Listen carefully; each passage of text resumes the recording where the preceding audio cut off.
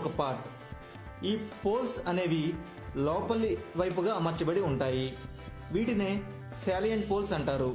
Each pole కి curved surface లో ఉండే పోల్ షూ ఉంటుంది. ఈ పోల్ షూ అనేది ఫీల్డ్ కాయిల్స్ కి సపోర్ట్ గా ఉంటుంది. మ్యాగ్నెటిక్ సర్క్యూట్ క్రాస్ సెక్షనల్ ఏరియాని ఇంక్రీజ్ చేసి రిలక్టెన్స్ ని రెడ్యూస్ చేస్తుంది. పోల్స్ అనేవి లామినేటెడ్ చేయబడి ఎడ్డీ కరెంట్ లాస్ ని తగ్గిస్తుంది. ప్రతి పోల్ కోర్ అనేది 1 or more ఫీల్డ్ కాయిల్స్ ని కలిగి ఉంటుంది. ఇవి మ్యాగ్నెటిక్ ఫీల్డ్స్ ని ప్రొడ్యూస్ చేస్తాయి. ఈ ఫీల్డ్ కాయిల్స్ అనేవి అన్ని సిరీస్ లో కనెక్ట్ చేయబడి ఉంటాయి. దీనివల్ల ఎప్పుడైతే కాయిల్స్ ద్వారా కరెంట్ ఫ్లో అవుతుందో రొటేషన్ డైరెక్షన్ ని బట్టి alternate north and south poles produce అవుతాయి. ఆర్మేచర్ డీసీ మెషిన్ లోని రొటేషనల్ పార్ట్ ని ఆర్మేచర్ అంటారు. ఈ ఆర్మేచర్ షాఫ్ట్ ని కలిగి ఉంటుంది. ఈ షాఫ్ట్ అనేది లామినేటెడ్ సిలిండ్రికల్ తో మౌంట్ అయ్యి ఉంటుంది. ఈ ఆర్మేచర్ కోర్ ని ఔటర్ సైడ్ లో స్లాట్స్ ఉంటాయి. ఈ లామినేటెడ్ అన్ని ఒకదాని నుండి మరొకటి ఇన్సులేట్ చేయబడి ఉంటుంది. అదే విధంగా ఒకదానికి మరొకదానికి క్లాంపింగ్ చేయబడి ఉంటుంది. అసలు ఈ లామినేషన్ ని యూజ్ చేయడం కారణం ఎడ్డీ కరెంట్ లాసెస్ ని రెడ్యూస్ చేయడానికి. కండక్టర్స్ ని ఒక అరేంజ్మెంట్ లో కనెక్ట్ చేయడాన్ని ఆర్మేచర్ వైండింగ్ అంటారు. ఈ ఆర్మేచర్ వైండింగ్ అనేది వేవ్ అండ్ ల్యాప్ టైప్ లో కనెక్ట్ చేయబడి ఉంటుంది. Commutator and brush gear direct current ని పొందడానికి డీసీ మెషిన్ లో ఎక్స్టర్నల్ సర్క్యూట్ ని ఉంచుతారు. దీనినే కమ్యుటేటర్ అంటారు. ఈ కమ్యుటేటర్ ఆర్మేచర్ తో పాటు రొటేట్ అవుతూ ఉంటుంది. ఈ commutator number of wedge shaped hard drawn copper bars తో చేయబడుతుంది. ఈ బార్స్ ప్రతి ఒక్కటి మరొకదానికి టచ్ అవ్వకుండా ఇన్సులేట్ చేయబడుతుంది. ఈ బార్స్ ఆర్మేచర్ యొక్క షాఫ్ట్ కి రింగ్ ఫామ్ లో ప్లేస్ చేయబడతాయి. ఆర్మేచర్ వైండింగ్ నుండి కరెంట్ కలెక్ట్ చేయబడుతుంది. అంటే 2 or more carbon brushes commutator మీద ప్లేస్ చేయబడతాయి. కరెంట్ అనేది ఆర్మేచర్ వైండింగ్ ద్వారా ప్రొడ్యూస్ అయ్యి కమ్యుటేటర్ లోనికి పాస్ అవుతుంది.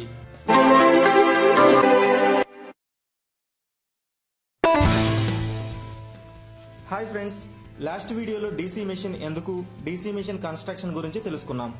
ఈ రోజు డీసీ మెషిన్ ని ఎన్ని విధాలుగా యూజ్ చేస్తారో తెలుసుకుందాం. మెయిన్ గా డీసీ మెషిన్ ని DC generator and DC motor గా డివైడ్ చేయవచ్చు. డీసీ జనరేటర్ అనేది మెకానికల్ ఎనర్జీని ఎలక్ట్రికల్ ఎనర్జీగా కన్వర్ట్ చేస్తుంది. డీసీ మోటార్ అనేది ఎలక్ట్రికల్ ఎనర్జీని మెకానికల్ ఎనర్జీగా కన్వర్ట్ చేస్తుంది. డీసీ జనరేటర్ అనేది డీసీ మ్యాగ్నెటిక్ ఫీల్డ్ లో కండక్టర్ రొటేట్ అవ్వడం ద్వారా వోల్టేజ్ ని కండక్టర్ లో జనరేట్ చేస్తుంది. డీసీ మోటార్ అనేది current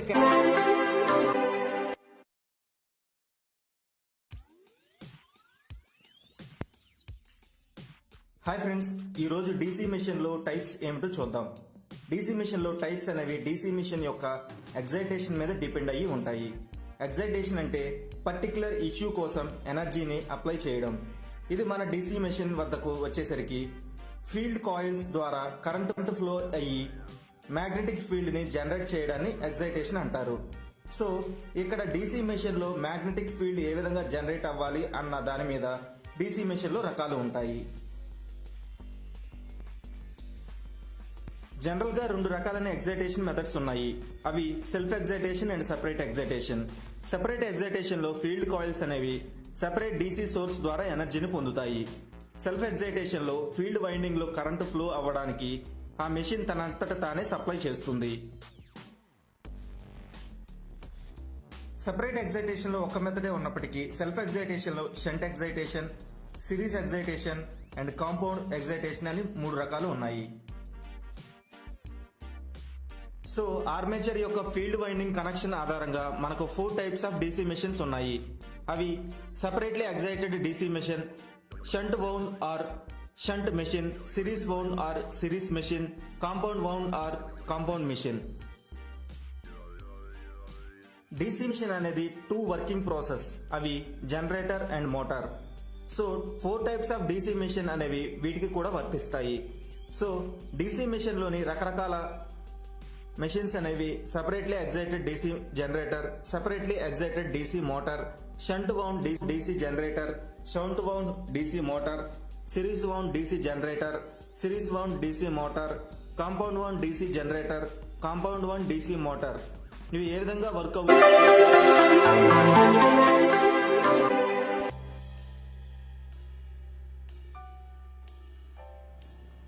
hello friends, welcome to UPH YouTube channel. Last వీడియోలో డీసీ మిషన్స్ ఎన్ని రకాలు ఉన్నాయో తెలుసుకున్నాం. ఈరోజు వాటి డిజైన్, అసలు అవి ఎందుకు అన్ని డిజైన్స్లో ఉన్నాయి అండ్ యూజెస్ గురించి చూద్దాము. DC motor and DC generator difference already మీరు తెలుసుకుని ఉన్నారు. డీసీ మోటార్ అనేది ఫీల్డ్ వైండింగ్ లో వోల్టేజ్ పాస్ వల్ల ఆర్మేచర్ రొటేట్ అవుతుంది. డీసీ జనరేటర్ లో ఆర్మేచర్ రొటేట్ అవ్వడం వల్ల ఫీల్డ్ వైండింగ్ లో వోల్టేజ్ జనరేట్ అవుతుంది.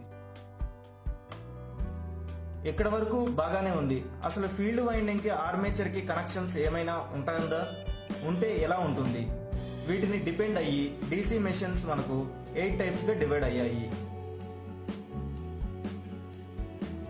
ముందుగా సెపరేట్లీ ఎగ్జైటెడ్ డీసీ మెషిన్. ఇందులో ఫీల్డ్ వైండింగ్ అండ్ ఆర్మేచర్ కి కనెక్షన్ ఉండదు. సో దీనివల్ల ఈ మెషిన్ ని సెపరేట్లీ ఎగ్జైటెడ్ అంటారు. Shunt wound DC machine. ఇందులో ఫీల్డ్ వైండింగ్ ఆర్మేచర్ కి ప్యారల్ గా ఉంటుంది. సో దీనిని షంట్ వౌండ్ అంటారు. Series wound DC machine.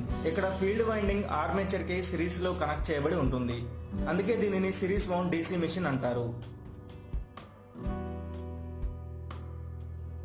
Compound wound DC machine. ఇక్కడ ఫీల్డ్ వైండింగ్ అనేది సిరీస్ లో అలాగే ప్యారలల్ గా కనెక్ట్ చేయబడి ఉంటుంది. అంటే ఇందాక రెండిటి ఫీచర్స్ ఇందులో ఉంటాయి. ఈ కనెక్షన్స్ వరకు బాగానే ఉంది. బట్ ఇన్ని రకాలుగా కనెక్షన్స్ ఉన్నాయంటే ప్రతిదానికి ఒక స్పెషాలిటీ ఉంటుంది కదా. అదేమిటో ఇప్పుడు చూద్దాం.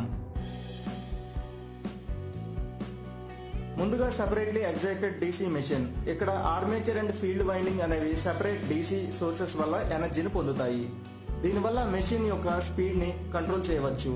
ఇటువంటి జనరేటర్స్ ని ల్యాబొరేటరీస్ లో టెస్టింగ్ పర్పస్ గా వాడతారు. ఇటువంటి మోటార్స్ ని ఎక్కువగా రోలింగ్ మిల్స్ లో యూజ్ చేస్తారు.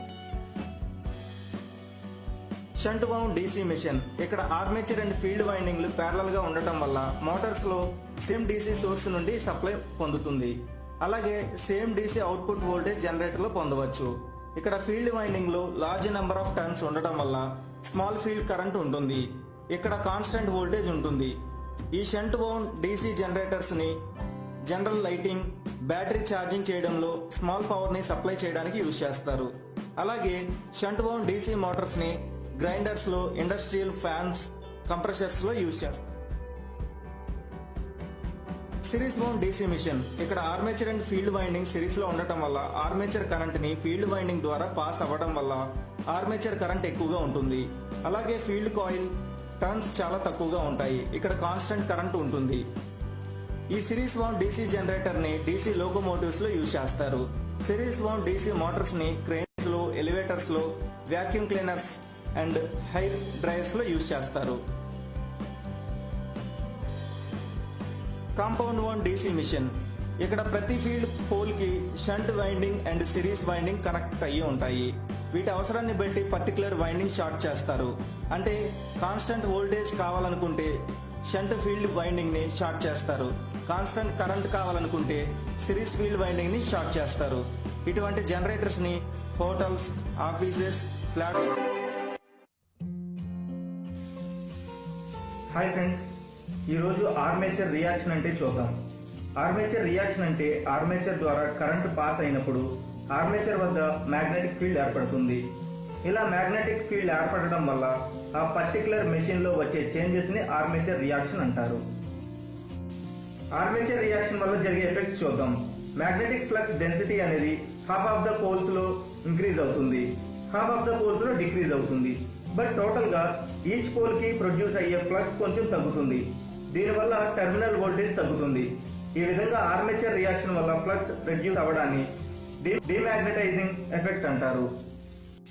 పోల్స్ లో మ్యాగ్నెటిక్ ఫ్లక్స్ హెచ్డబ్ల్యూ ఉండడం వల్ల జనరేటర్ ఆర్ మోటార్ రొటేషన్ లో పోల్స్ వద్ద స్పార్కింగ్ వచ్చే అవకాశం ఉంది. మ్యాగ్నెటిక్ ఫ్లక్స్ చేంజ్ వల్ల మ్యాగ్నెటిక్ న్యూట్రల్ యాక్సెస్ MNA అనేది జనరేటర్ లో రొటేషన్ సైడ్ కి పొజిషన్ షిఫ్ట్ అవుతుంది. అదేవిధంగా మోటార్ లో MNA అనేది డైరెక్షన్ ఆఫ్ రొటేషన్ కి opposite side. Hi friends, last వీడియోలో ఆర్మేచర్ రియాక్షన్ అంటే ఏమిటి, దాని ఎఫెక్ట్ డీసీ మెషిన్స్ మీద ఎలా ఉంటుంది అనేది చూశారు. ఈ వీడియో ద్వారా ఆర్మేచర్ రియాక్షన్ ని ఎలా డిక్రీజ్ చేయాలో చూద్దాం. ఆర్మేచర్ రియాక్షన్ ని తగ్గించడానికి మెయిన్ గా ఇంటర్ పోల్స్ ని యూజ్ చేసి, కంపన్సేటింగ్ వైండింగ్స్ ని యూజ్ చేసి, హై రిలక్టెన్స్ పోల్స్ టిప్స్ ని యూజ్ చేసి తగ్గిస్తారు. ముందుగా ఇంటర్ పోల్స్. మెయిన్ పోల్స్ కి మధ్యలో ఈ ఇంటర్ పోల్స్ ని ప్లేస్ చేయడం వల్ల బ్రష్ రీజన్ లో ఉండే ఆర్మేచర్ రియాక్షన్ న్యూట్రల్ అవుతుంది. అలాగే బ్రషెస్ దగ్గర జరిగే స్పార్కింగ్ కూడా తగ్గుతుంది. ఆర్మేచర్ కాయిల్స్ కమ్యూనికేషన్ లో ఉన్నప్పుడు దాని యొక్క సెల్ఫ్ ఇండక్షన్ ఈఎంఎఫ్ అనేది న్యూట్రలైజ్ అవ్వడానికి ఇంటర్ పోల్స్ వోల్టేజ్ ని జనరేట్ చేస్తాయి. మోటార్ ఇంటర్ పోల్స్ కి పొలారిటీ అవసరం ఉండటం వల్ల వీటిని ఆర్మేచర్ కి సిరీస్ లో కనెక్ట్ చేసి ఉంచుతారు. ఈ ఇంటర్ పోల్స్ యొక్క పొలారిటీ జనరేటర్ లో డైరెక్షన్ ఆఫ్ రొటేషన్ లో నెక్స్ట్ మెయిన్ పోల్ కి సేమ్ గా ఉంటుంది. మోటార్ లో డైరెక్షన్ ఆఫ్ రొటేషన్ లో నెక్స్ట్ మెయిన్ పోల్ కి ఆపోజిట్ గా ఉంటుంది. కంపన్సేటింగ్ వైండింగ్స్. వీటిని ఆర్మేచర్ రియాక్షన్ ని ఎలిమినేట్ చేయడానికి, అలాగే ఆర్మేచర్ ఎంఎంఎఫ్ ని బ్యాలెన్స్ చేయడానికి యూజ్ చేస్తారు. ఈ కంపన్సేటింగ్ వైండింగ్స్ ని రోటర్ కండక్టర్ కి ప్యారలల్ గా పోల్స్ యొక్క స్లాట్ లో ఉంచుతారు. ఈ వైండింగ్ ని ఆర్మేచర్ వైండింగ్ కి సిరీస్ లో ఉండేలా చూస్తారు. ఆర్మేచర్ వైండింగ్ కి ఆపోజిట్ డైరెక్షన్ లో కరెంట్ ఫ్లో ఉండటం వల్ల ఆర్మేచర్ ఎంఎంఎఫ్ కి ఆపోజిట్ గా అండ్ ఈక్వల్ గా ఉంటుంది. అయితే ఈ కంపన్సేటింగ్ వైండింగ్ వల్ల డ్రాబ్యాక్స్ ఏమిటి అంటే, వైండింగ్స్ అనేవి చాలా కాస్ట్లీ. వీటిని హెవీ ఓవర్లోడ్స్ దగ్గర మాత్రమే యూజ్ చేయగలం. అలాగే స్మాల్ మోటార్స్ లో సడన్ రివర్సల్ చేసే వాటిలో యూజ్ చేస్తారు. High reluctance pole tips. Small machines లో ఎయిర్ గ్యాప్ ని కావాలనే ఎక్కువగా ఉంచుతారు. దీనివల్ల pole MMF and armature MMF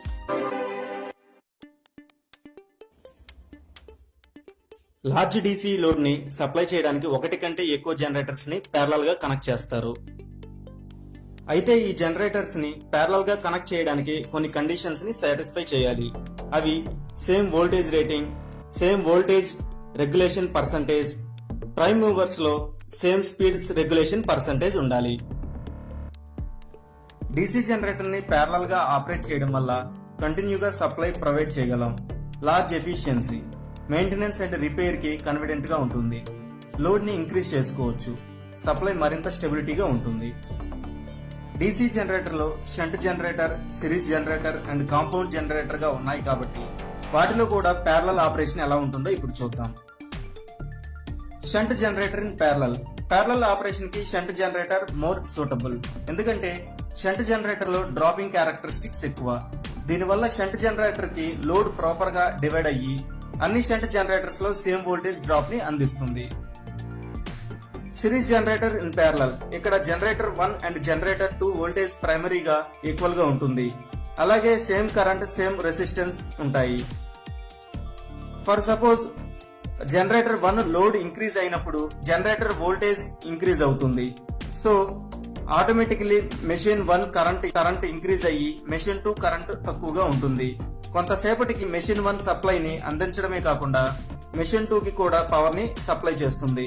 ఇలా ఒక జనరేటర్ మీద లోడ్ హెవీగా, మరో దాని మీద లోడ్ తక్కువగా ఉండకుండా వీటి మధ్యలో ఈక్వలైజర్స్ బార్ ని ఉంచుతారు. Compound generator in parallel. ఈ కాంపౌండ్ జనరేటర్ లో ప్యారలల్ కండిషన్ స్టేబుల్ గా ఉండదు. ఎలాగంటే ఇందాక సిరీస్ జనరేటర్ లో జరిగినట్లుగా జనరేటర్ 1 అండ్ జనరేటర్ 2 కి సేమ్ లోడ్ ఇచ్చినప్పుడు జనరేటర్ 1 స్లైట్లీ లోడ్ ఇంక్రీజ్ అయితే సిరీస్ వైండింగ్ లో కరెంట్ ఎక్కువగా పాస్ అయ్యి సిరీస్ వైండింగ్ ఇంక్రీజ్ అవుతుంది. మెల్లమెల్లగా జనరేటర్ 1 కి ఫుల్ లోడ్ వచ్చి జనరేటర్ 2 మోటార్ లా యాక్ట్ చేస్తుంది. సో ప్యారలల్ ఆపరేషన్ క్యాన్సిల్ అవుతుంది. So hello friends, welcome to UPH YouTube channel. ప్రతి మెషిన్ యొక్క స్పీడ్ ని మనం ఖచ్చితంగా కంట్రోల్ చేయవలసిన అవసరం ఉంటుంది. అలాగే డీసీ మోటార్ యొక్క స్పీడ్ ని 3 పారామీటర్స్ ద్వారా కంట్రోల్ చేయవచ్చు. అవి armature resistance control, armature voltage control, armature flux control. ముందుగా ఆర్మేచర్ రెసిస్టెన్స్ కంట్రోల్. ఈ ప్రొసీజర్ లో రెసిస్టెన్స్ కంట్రోల్ కి రియోస్టాటిక్ ని యూజ్ చేస్తారు. సో ఈ ప్రాసెస్ ని రియోస్టాటిక్ కంట్రోల్ అని కూడా అంటారు. ఈ మెథడ్ లో వేరియబుల్ రెసిస్టెన్స్ ని ఆర్మేచర్ సర్క్యూట్ కి సిరీస్ గా ఉంచుతారు. ఈ మెథడ్ లో డీసీ మోటార్ బేస్ స్పీడ్ కన్నా బిలో ఉన్నప్పుడు స్పీడ్ ని కంట్రోల్ చేయడం పాసిబుల్ అవుతుంది. ఈ మెథడ్ లో ఫీల్డ్ డైరెక్ట్ గా సప్లై కి కనెక్ట్ అవ్వడం వల్ల ఫ్లక్స్ అనేది రెసిస్టెన్స్ వేరీ అవుతున్నప్పుడు ఎఫెక్ట్ అవ్వదు. Armature voltage control. DC Motors యొక్క స్పీడ్ ని వోల్టేజ్ ని వేరీ చేయడం ద్వారా కూడా కంట్రోల్ చేయవచ్చు. అయితే ఈ వోల్టేజ్ ని వేరీ చేయడం అనేది what Leonard speed control system, rectifiers ద్వారా కంట్రోల్ చేయడం, సిరీస్ ప్యారలల్ ఆర్మేచర్ కంట్రోల్ ద్వారా చేయవచ్చు. What Leonard speed control system. ఈ మెథడ్ ని డీసీ మోటార్ 0 స్పీడ్ నుండి బేస్ స్పీడ్ వరకు మాత్రమే స్పీడ్ కంట్రోల్ చేయగలం. Speed controlled by controlled rectifiers. ఈ రోజుల్లో ఎస్ఈఆర్ ని డీసీ మోటార్స్ లో ఎక్కువగా యూజ్ చేస్తున్నారు. ఎందుకంటే ఫ్లోర్ స్పేస్ తక్కువగా తీసుకుంటుంది, అవుట్పుట్ వోల్టేజ్ ని క్విక్ గా కంట్రోల్ చేస్తుంది. ఈ మెథడ్ కూడా డీసీ మోటార్ బేస్ స్పీడ్ లో మాత్రమే కంట్రోల్ చేయడం సాధ్యం.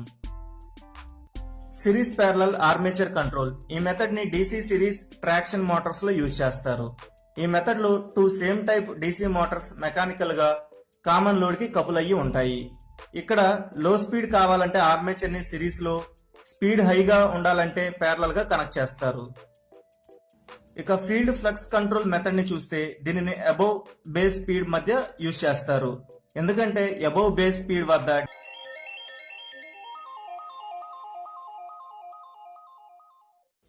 Testing of DC machine. A machine అయినా కంటిన్యూగా వర్క్ అవుతోంది అంటే ఖచ్చితంగా దానిలో కొన్ని ప్రాబ్లమ్స్ వస్తాయి.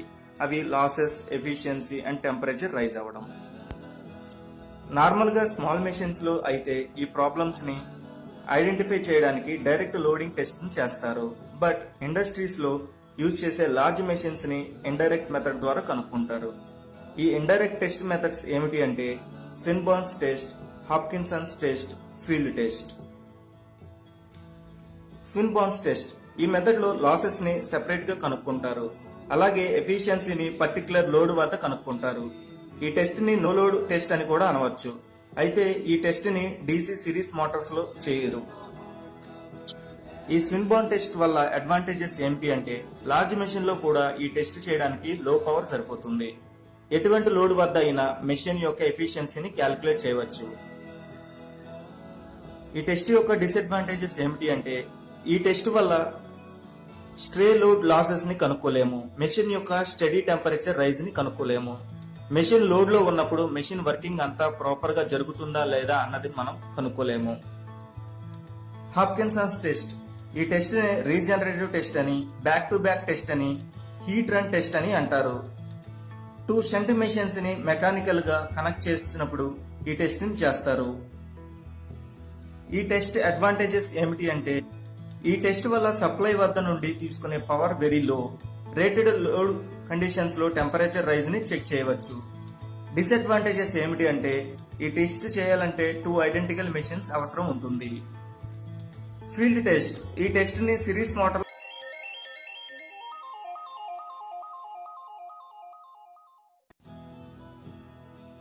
Electrical breaking of DC motor. Motors run అయ్యేటప్పుడు కొన్నిసార్లు ఎమర్జెన్సీగా స్టాప్ చేయాల్సిన అవసరం ఉంటుంది.